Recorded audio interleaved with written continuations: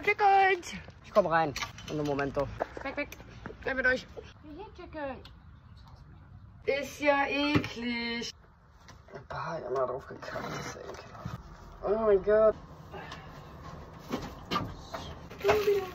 Ja, ich denke, das ist gut. So, da brauchen wir noch Eier. Wie soll ich die denn alle tragen? Habe ich Hosentaschen?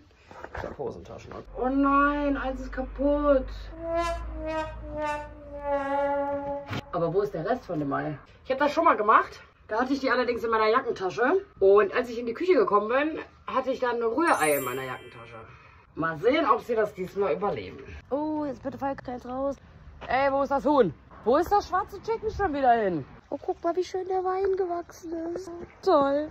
Ah, da ist es. There you are. Wo warst du? Ich hab dich gesucht. Ja, Scheiße getreten. Nicht so schnell.